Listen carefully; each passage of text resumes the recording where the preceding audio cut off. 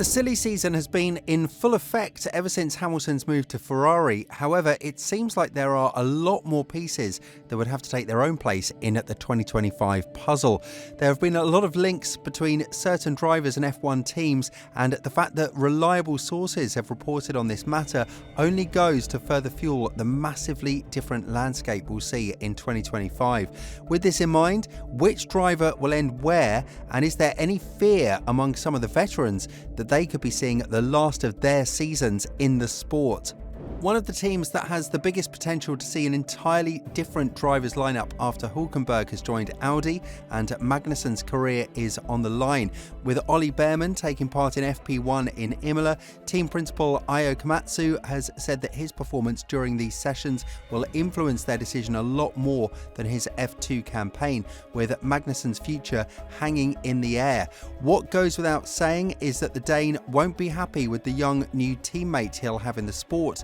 as he already opened up that he won't be willing to play the mentor role in Haas. That, however, has put the American squad in a very difficult position in which they might be forced to part ways with the experienced Dane driver, even though they initially said that they would be more than happy to rely on his experience and knowledge in order to move forward. Right now, the American squad is looking at different options, and apart from Behrman, who is more or less a guaranteed candidate for 2025, Haas has reportedly started talks with Joe, as the Sauber driver is very unlikely to be considered a legitimate candidate for Audi. Joe has something that Haas are desperately in need of: commercial value, similar to what Ricciardo is bringing to AlphaTauri, even though the situation is vastly different there, as Ricciardo's experience is something that puts a lot of value on his driver's profile. Considering the fact that Haas are in a desperate try to get back to the midfield, Joe's economic boost as well as his talent are definitely factors that could see him secure a seat in Haas. However, the latest performance compared to Bottas goes heavily against him, which then again raises the question as to whether Haas should continue with the pattern of young, experienced drivers or go all in on another young drivers lineup that has everything to fight for. Whether or not Joe will make it to Haas, time will tell, as the American squad tends to be a bit slower when it comes to making decisions revolving around their drivers. What is also very important to note is that his teammate Bottas will be actively searching for a seat, as Audi has reportedly committed to other drivers and wouldn't want to keep up any of the current drivers for Sauber, which then again puts them in a difficult position to find their next home. Bottas' experience will be highly valued and appreciated by a lot of teams that are trying to make it to the top, but the worrying trend of underperformance in Sauber puts a lot of negative remarks on their respective futures, so it would be very interesting to see which team would be willing to gamble on the current Sauber lineup. And speaking about gambles, we must not forget Carlos Sainz's future, which, although it is kind of a secure deal and he will definitely find a place to drive in 2025, does vary a lot from one option to another. Right now, the situation is pretty clear. Sainz is waiting to see how the situation will develop in Red Bull and Mercedes before he makes his decision. And nobody could really blame him, because he knows what he's worth, and the investment in him won't actually fade away just like that. Regardless, Mercedes is not willing to invest in Sainz beyond 2026, and they're ready to make a 1+1 offer, which would give them the opportunity to promote Antonelli or even snatch Verstappen for the 2026 season. As for Red Bull, if something crazy doesn't happen between them and the Dutchman, Sainz is very unlikely to be offered the second seat, due to the fact that Red Bull is reportedly willing to work on a further collaboration with Perez now that he's started to reach the goals that he was being asked to. This could very well push Sainz into Sauber for 2025, the team that will rebrand as Audi once the new regulations start, and then again it will be Carlos' only decision available, and the German team has reportedly given the Spaniard an ultimatum to think about it until Monaco's GP, which is in 2 weeks' time. The situation in the other backmarker or lower midfield teams is not looking any better, with Williams now struggling to score points with both of its its drivers, which was not the case last year. Being one of the two teams that are still pointless after finishing P7 in 2023 is definitely a massive burden on Williams' shoulders, as they now understand that a change needs to be made in the second driver's seat that belongs to Logan Sargeant. The American driver, although a bit more confident in his driving style in 2024, is one of the dominoes that will very likely fall before we enter the 2025 campaign, and one of the strongest candidates for his replacement is Kimi Antonelli.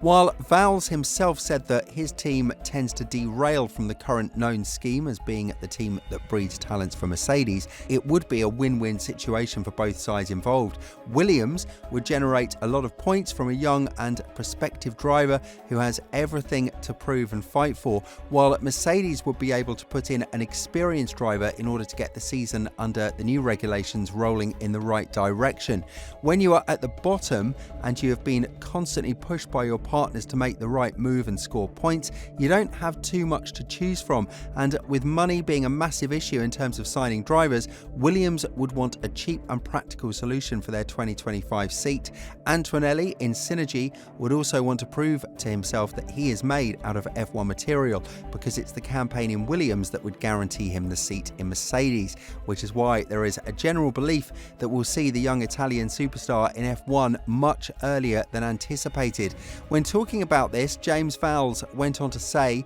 "We are evaluating drivers for 2026 and 2025, and what we really want is the right driver pairing for those 2 years, because when you go through a regulation change, you really don't want to be changing drivers in 2026, so you are looking for the right pairing for that period of time." There is no doubt Antonelli has huge skill, but he was in a Formula 4 car 20 months ago. That's where he is. It's a very different proposition for most. We've been talking to 4 or 5 drivers at the moment for that period of time, and I'm quite happy to sit back a little bit and wait. Furthermore, Vowles emphasised the importance of Albon in Williams, labelling him as a championship-winning driver in the right machinery. So what the team needs to do is stand behind him and provide him with all of the necessary experience to bring the team back to their old glory days. But one of the things that Williams can also do is bring a competitive driver alongside Albon as well, so that he will be pushed out of his comfort zone,